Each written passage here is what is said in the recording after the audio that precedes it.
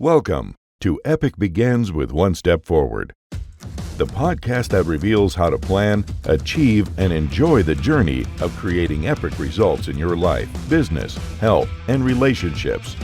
Here's your host, best-selling author and motivational speaker, Addy Sprague.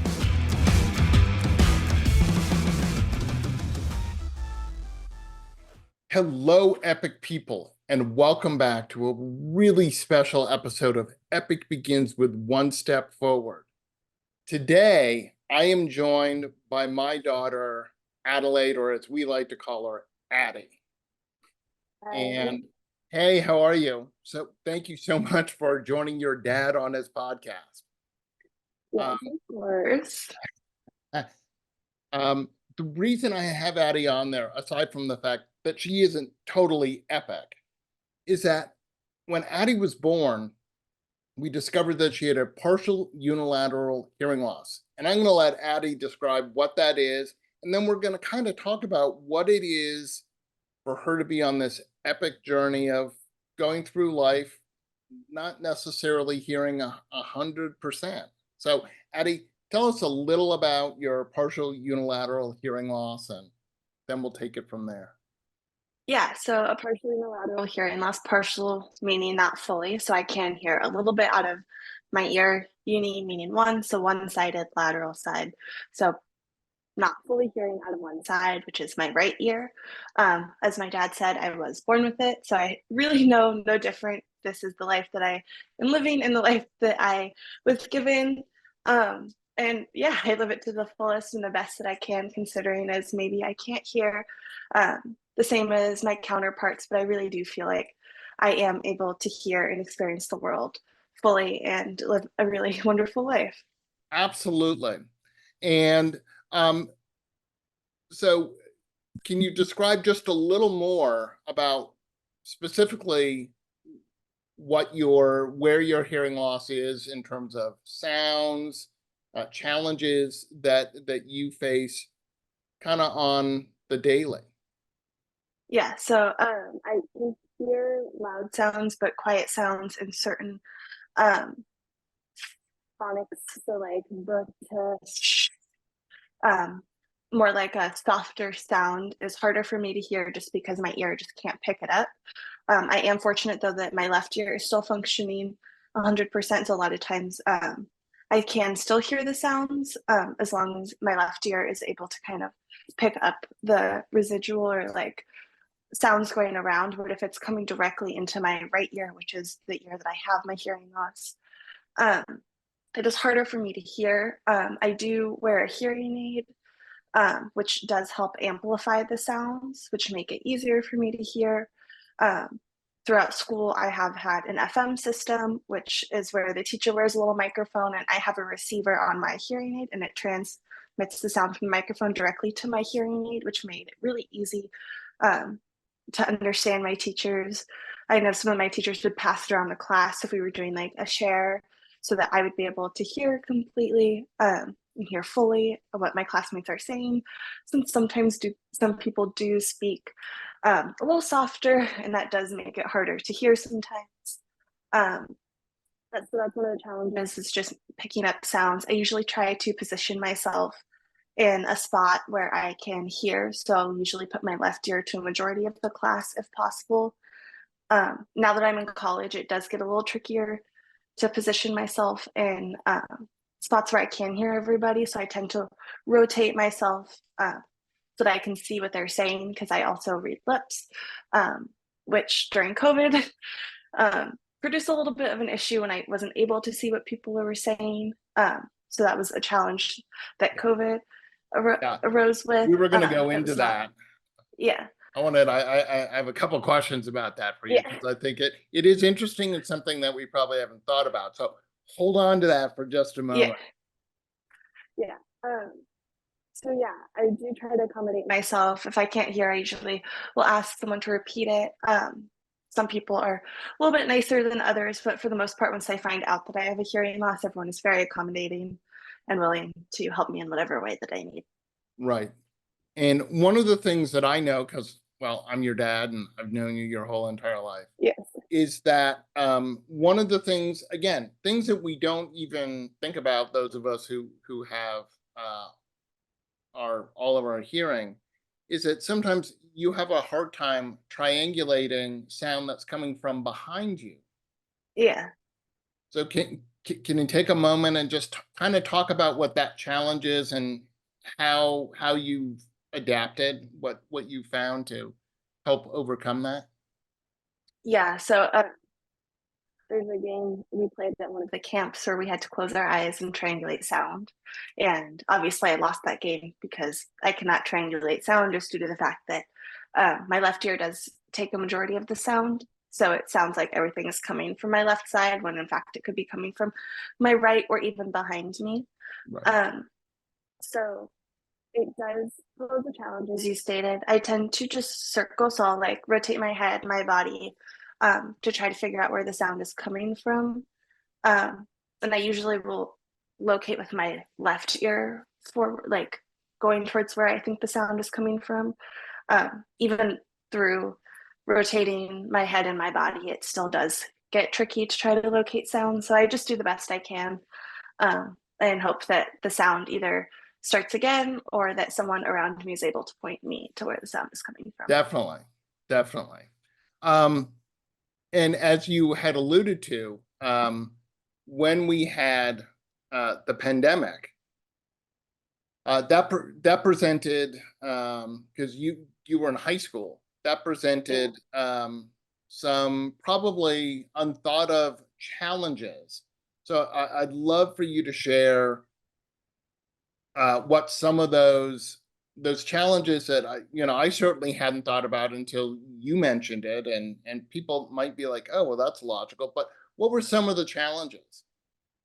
Yeah, so I mean, one challenge that like everyone experienced, you can't really read facial expressions, Hmm. but for someone who has hard of hearing or even deaf who reads lips, when you completely cover up the mouth, it makes it extremely difficult if you cannot hear what someone is saying to even grasp. Because a lot of times when I can't hear, I still can understand just by watching the way people's mouths move. Um, 20 years of watching people's mouths move, I've gotten very good, I would say, at picking up what certain sounds look like and what they should sound like coming out of someone's mouth. But during COVID, when we had the masks, obviously I couldn't see. So in school, that made it particularly challenging, especially when I was learning a second language such as Spanish. I really couldn't do as well just because I couldn't see what the instructor was saying, and that made it hard for me to understand, especially listening. And one of the key things in learning another language is being able to hear the language and understand it. And that was already a challenge for me before the pandemic. So then you add the masks, and now I really can't understand what someone is saying. And so that made it extremely difficult. But even in like my science classes or my English or history classes, I would have to ask a lot of times for people to repeat themselves with just a little louder. It also made it really tricky because at my school we were having the doors and windows open and we had air filters going. So there was a lot of just like peripheral sound Hmm. going on, which would interfere with me trying to hear what someone was saying. So a lot of it was really just advocating for myself and being like, hey, can you just repeat that a little bit louder? I didn't catch that. Or can you say that again? I really didn't understand. Right. Yeah. And one of the things I know that we talked about is just in general with the masks on, um, it it it muffles your voice anyway, so it makes Yeah. it, again, that much more challenging. But then Yeah. when you went to the hybrid classes where some days you were in the classroom and other days you were on Zoom and other people were in the classroom, did that present even more challenges for you? Yeah. It was especially tricky because I wouldn't be able to hear what my classmates were saying. And my teachers, professors, instructors still wanted me to participate with the class. And if I can't hear what someone's saying, it makes it hard to build upon their point or to make sure that I'm not repeating the same point that they just brought up, or even to ask questions because I didn't hear what was being said. So yeah, Right. the hybrid classes where people were in person and I was online or vice versa did pose an extra challenge as well. And also, not to mention that people had masks on. So now we're Yeah. again running into that issue of you can't see their lips, so you can't Yeah. even read the lips. Some people were really kind of scared and had two masks on, so that made it even Yeah. more challenging. And not to mention that even though the school that you went to tried to have, I believe they're called owls or something, so that it would the mic would Yeah. turn to whoever was speaking. It still was. I mean, it was challenging if you could hear Right. fine. If you couldn't, Yeah. I can imagine that like you were really tired after a day of school because you had to Yeah. concentrate so much harder to try and hear. Yeah. And that's another thing people don't think about is like it is a lot of energy to try to figure out where sound is coming from and to try to hear. So going a full day, or I mean, my school did cut down to half day, but even a half day, I was wiped by the end of the day trying to figure out what people were saying, trying to figure out where the sound is coming from, and just listen so I could get the information that I needed to excel in my classes. Definitely. What are things that you would want people to know about people who do have a hearing loss, a hearing impairment, or something that they may not think about? Because obviously, no one knows unless they perhaps see your hearing aid that you would have anything wrong with your hearing. And again, Yeah. there's not that much wrong with your hearing. It's just again a partial, mild hearing loss in one side. So Yeah. I mean, the thing I would say is like we're normal people. Like we most of the time, even if it is like you're deaf, you're not, you have a partial hearing loss, like you don't need to scream at us. A lot of times if you just get closer and just say what you want to say, but just make sure that you're enunciating what you're saying, you're not trying to like mumble or anything, um, we'll be fine. If we ask you to repeat yourself, it's not us being rude, it was not us not paying attention. We just didn't catch what you were saying, and you don't need to be mean about it. yeah, And the other thing is just like accommodate in restaurants or very loud settings, it is really hard to hear. So making sure that you are positioning yourself on the side that maybe they have better hearing is always helpful, instead of as the hearing impaired person always having to position myself is a lot of mental energy and mental work. Like at restaurants, I want to make sure that I can hear everybody, so I always have to logistically like flip things in my mind to figure out where I should sit so that I can hear everybody. So just taking some of that mental load off of the person who does have a hearing loss is always helpful. And yeah. yeah. And one of the things that you've done, I watched you do it honestly from when you were in kindergarten and first grade, is you've always advocated for yourself.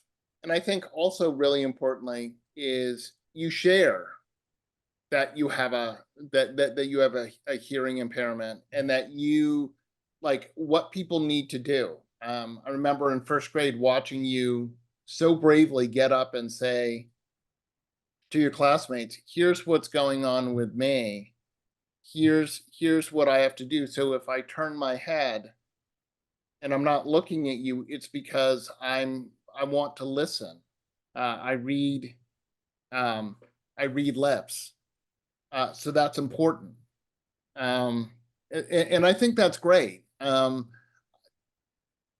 can't say I'm an expert. I'm only an expert in you, but I know that your advocating probably has helped you much more than your mother and I could ever help you, because you're the one in the classroom and you know what you need. Yeah.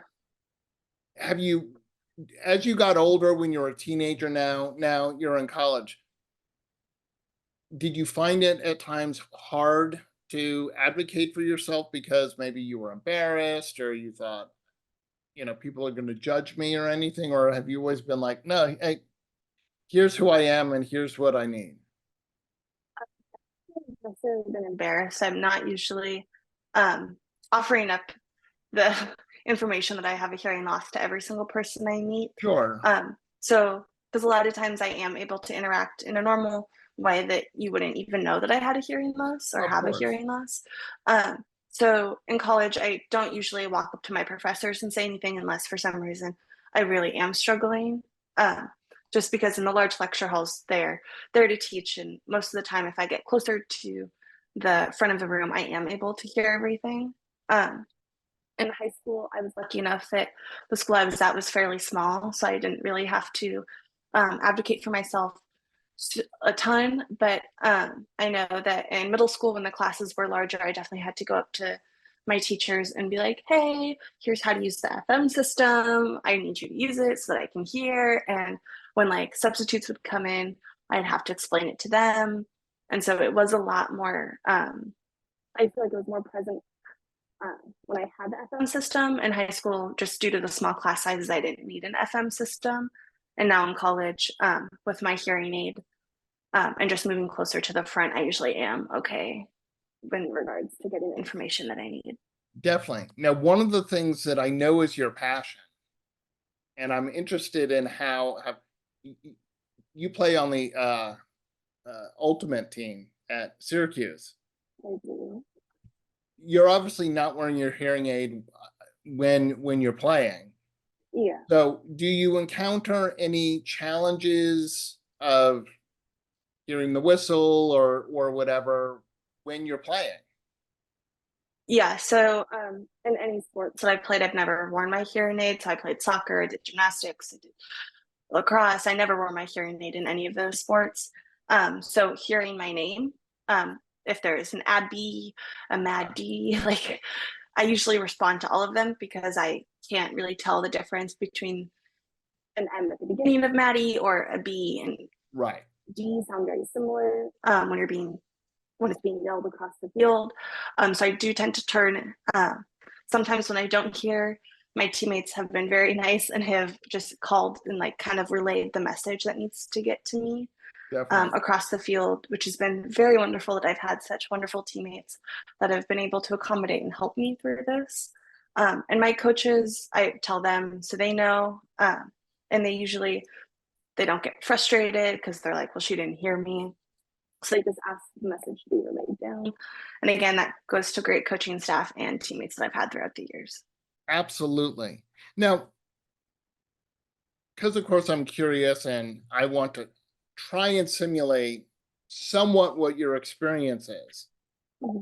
I remember when you were younger, I put in a pretty good sound blocking earplug into my right ear because I wanted to try and have an understanding of kind of what you are and aren't hearing. Obviously, I can't do it 100%, but I did certainly get an idea of, oh wow, it's there's sort of an empty spot there. I could hear louder things, but the softer sounds.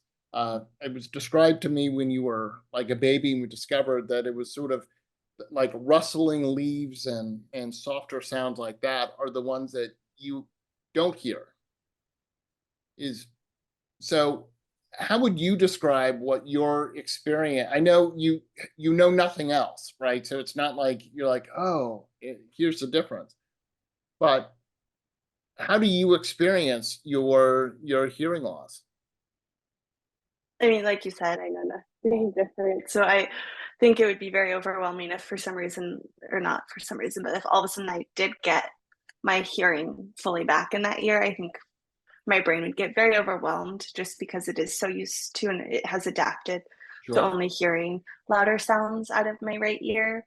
Yeah, so as I said earlier, like I can't tell the difference between certain sounds just because they sound very similar. They're the softer sounds, so like a sh, buh, duh, like they're a little bit softer. It makes it harder to hear just because it is a softer sound. And the type of hearing loss that I have, I can't hear the softer sound. So rustling leaves, like sh sounds. A bonus though that some people don't really think about is that I kind of do have a natural built-in earplug. So if I do put my left ear down on the pillow, I usually can't hear softer sounds around me, which is very nice when you're like sharing a bed with someone and they're like rolling over.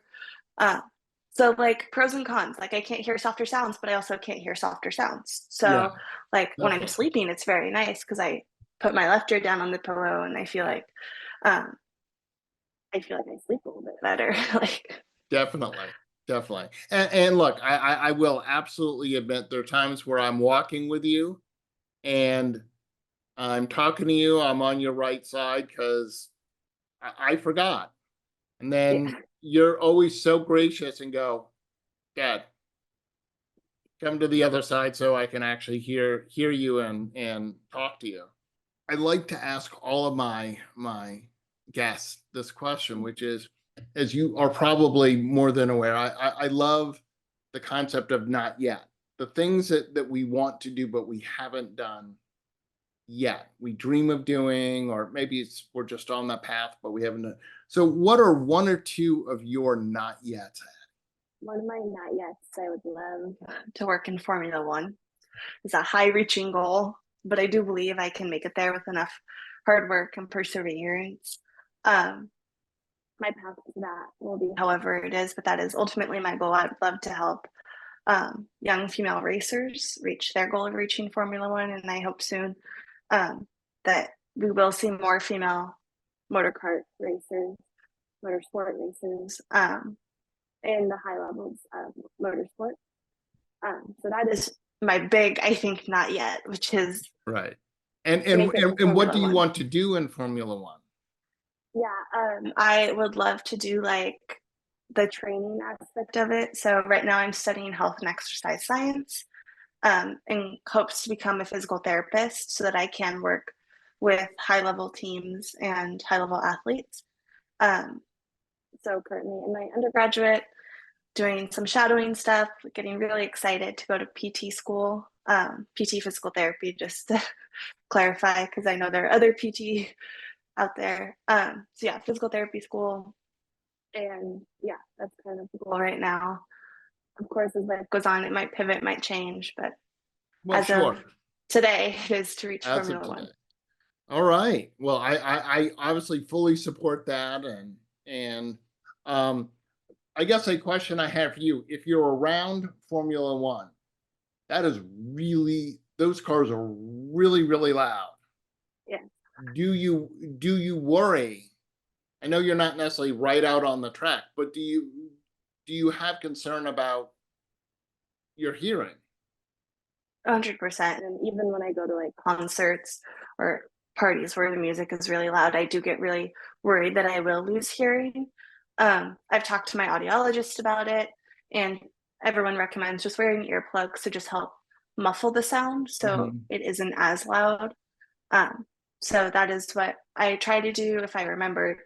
Obviously, I am 20. I go out sometimes and I forget to Sure. bring earplugs with me as it happens, or you don't know where you're going to go and it ends up being really loud or louder than you expected. Um, so that's why I always try to have earplugs on a keychain Yep. so that I always have them with me. But with Formula One, yes, I would be very nervous about losing my hearing. And my audiologist could tell you that every single time I come in for my yearly appointment, I do tell her that I think I've lost more hearing. And she does the test. Turns out I have not, which is Yes. very good. But I feel sometimes like I am losing my hearing. So I do definitely get very anxious and worried about loud situations and loud scenarios where I could potentially lose hearing. Definitely. Definitely. And correct me if I'm wrong. I don't want to sound like I don't know, but we don't believe the audiologists don't believe that you're aside from some external thing like really loud noises and stuff that your hearing loss has not progressed as you grew, and they don't at this point think that it would, with the exception of some kind of damaging external event, correct? Yeah, the other thing is age. So we all lose hearing as we age. So as Well, I yeah, do get yeah. older into I older think age, I you're. will Yeah, I lose think you more have a few hearing. But years on that. I'm I just do. gonna say.